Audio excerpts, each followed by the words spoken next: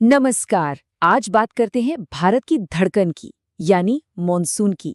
ये सिर्फ बारिश की बूंदों की कहानी नहीं है, बल्कि उस जबरदस्त ताकत की कहानी है जो हमारे देश के हर हिस्से को, हर इंसान को एक तरह से आकार देती है। सोचिए एक सवाल कि भारत की खेती, हमारी नदियां, यहाँ तक कि हमारी जिंदगी, ये सब कुछ आखिर किस एक चीज पर निर्भर करता है? जवाब बहुत सीधा है, मॉनसून। हमारी पूरी अर्थव्यवस्था, हमारी थाली का खाना, सब कुछ इसी पर टिका है। तो चलिए आज इसी की गहराई में उतरते हैं। अच्छा, मानसून पर आएं उससे पहले एक छोटा सा लेकिन बहुत जरूरी फर्क समझ लेते हैं, मौसम और जलवायु का।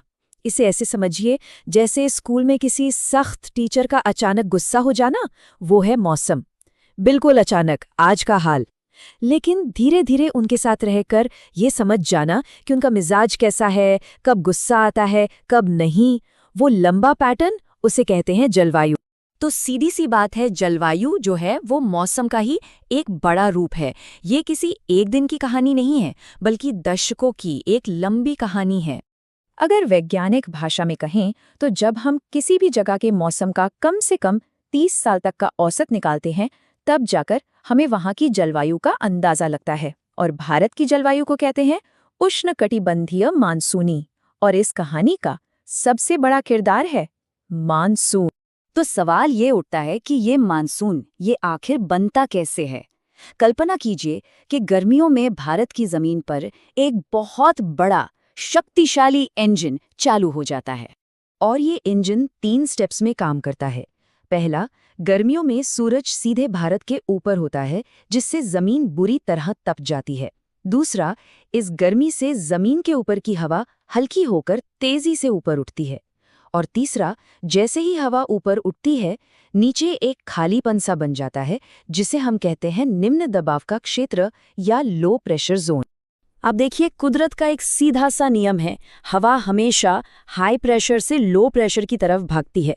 तो भारत की जमीन पर बना ये लो प्रेशर का इंजन एक बहुत बड़े वैक्यूम क्लीनर की तरह समुद्र के ऊपर की नमी से लबालब हवाओं को अपनी ओर खींचना शुरू कर देता है।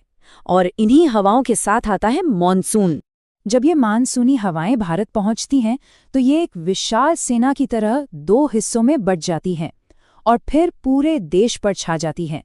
जून के पहले हफ्ते के आसपास ये हवाएं भारत में सबसे पहले केरल के मालाबार तट से टकराती हैं। यहाँ धरती के घूमने की वजह से ये हवाएं दाईं ओर मुड़ जाती हैं और 2 शाखाओं में बढ़ जाती हैं। एक है अरब सागर की शाखा और दूसरी है बंगाल की खाड़ी की शाखा। और यहीं से शुरू होता है असली खेल। अब भारत के पहाड़ तय करेंगे कि किस इलाके को कितना पानी मिलेगा। ये पहाड़ एक तरह से ट्रैफिक पुलिस का काम करते हैं, मानसून को रास्ता दिखाते हैं, रोकते हैं और बारिश करवाते हैं। देखिए, अरब सागर वाली शाखा सीधी जाकर पश्चिमी घाट के ऊंचे ऊंचे पहाड़ों से टकराती है। नतीजा, केरल, कर्नाटक और महाराष्ट्र के तटीय इलाकों में जबरदस्त मूसलाधार बारिश होती है। लेकिन इन पहाड़ों के ठीक दूसरी तरफ, जैसे तमिलनाडु और विदर्भ का इलाका, वहां बारिश बहुत कम होती है, क्योंकि बादल अपना सारा पानी पहाड़ के इस पार ही बरसा चुके होते हैं। यहीं एक बड़ा दिलचस्प सवाल दिमाग में आता है कि भाई, अगर ये हवाएं इतनी ताकतवर हैं, तो फिर राजस्थान तक पहुंचते पहुंचते इनका सारा दम क्यों निकल जाता है? वहां बारिश क्यों नहीं होती? इसका जवाब छिपा है अरावली की पहाड़ियों में। ये पहाड़ियां इन हवाओं के रास्ते में दीवार बनकर खड़ी नहीं होती, बल्कि उनके साथ साथ समानांतर चलती हैं।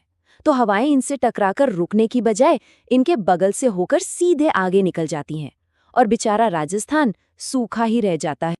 अच्छा, अब बात करते हैं दूसरी सेना की, बंगाल की खाड़ी वाली शाखा की। ये हवाएं आगे बढ़कर पहुंचती है मेघालय, जहां गारो, खासी और जयंतिया की पहाड़ियां एक कीप यानी फनल की तरह बनी हुई हैं। अब मानसूनी बादल इस फनल में घुस तो जाते हैं, लेकिन बाहर नहीं निकल पाते, वहीं फंस जाते हैं। और इसका नतीजा क्या होता है? नतीजा ये है कि यहीं पर है मौसिनराम, वो जगह जहां पूरी दुनिया में सबसे ज्यादा औसत बारिश होती है, 11,000 मिलीमीटर से भी ज्यादा। सोचिए, ये सब उन पहाड़ियों के अनोखे जाल का ही कमाल है। पर कहानी अभी खत्म नहीं हुई है। जिस तरह मॉनसून बड़े जोर शोर से आता है, उसी तरह वो लौटता भी है। और उसके जाने के बाद एक नया मौसम दरवाजे पर दस्तक देता है। सितंबर आते आते सूरज दक्षिण की तरफ खिसकने लगता है और भारत की जमीन ठंडी होने लगती है। मतलब वो लो प्रेशर वाला इंजन अब बंद हो जाता है। अब खेल उल्टा हो जाता है।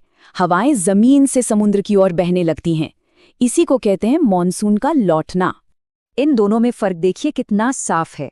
जो मॉनसून आता है वो दक्षिण पश्चिम से आता है और सबसे पहले केरला को भिगोता है, और जो मॉनसून लौटता है वो उत्तर पूर्व से आता है और बंगाल की खाड़ी से नमी उठाकर तमिलनाडु के तट पे झमाझम बारिश करता है। सर्दियों में एक तीसरा खिलाड़ी भी मैदान में एंट्री लेता है, पश्चिमी विक्षोभ यानी वेस्टर्न डिस्टर्बेंसेस। ये भूमध्य सागर से उठी तूफानी हवाएं होती हैं जो हजारों किलोमीटर का सफर तय करके उत्तर पश्चिम भारत पहुंचती हैं। और यहाँ पंजाब, हरियाणा, हिमाचल में बारिश और पहाड़ों पर बर्फबारी करती हैं, जो गेहूं की फसल के लिए किसी वरदान से कम नहीं। तो इन सब को जब हम एक साथ मिलाते हैं तब जाकर भारत की जलवायु की पूरी तस्वीर बनती है। और इस तस्वीर का हीरो एक ही है, मानसून। ये आंकड़े पूरी कहानी को बिल्कुल साफ कर देते हैं। इस चार्ट पर जरा नजर डालिए। ये जो सबसे बड़ा नीला हिस्सा है 80%, ये बारिश होती है गर्मियों वाले दक्षिण पश्चिम मानसून से। मतलब भारत की ज्यादातर प्यास यही बुझाता है। फिर ये जो 17% है, ये लौटते हुए मानसून का हिस्सा है। और वो जो छोटा सा 3% है, बस वो आती है सर्दियों में पश्चिमी विक्षोभ से। साफ है कि भारत की पानी की कहानी का हीरो एक ही है। तो आखिर में सबसे जरूरी बात यही है कि मानसून सिर्फ एक मौसमी घटना नहीं है। ये भारत की खेती की, हमारी अर्थव्यवस्था की, करोड़ों लोगों की जिंदगी की रीढ़ की हड्डी है। एक साल मानसून अच्छा हो जाए तो देश में खुशहाली आ जाती है, और अगर कमजोर रह जाए तो पूरे देश के माथे पर चिंता की लकीरें खिंच जाती हैं। तो ये सिर्फ बारिश नहीं है, ये भारत की धड़कन है जो हजारों सालों से एक तय ताल पर धड़कती आई है। लेकिन अब जलवायु परिवर्तन इस ताल को बिगाड़ रहा है। कहीं बाढ़ तो कहीं सूखा, मानसून का मिजाज बदल रहा है। तो आज का सबसे बड़ा सवाल यही है कि ये बदलती जलवायु हमारी इस धड़कन का भविष्य कैसे लिखेगी। ये एक ऐसा सवाल है जिसका जवाब हम सबको मिलकर खोजना होगा।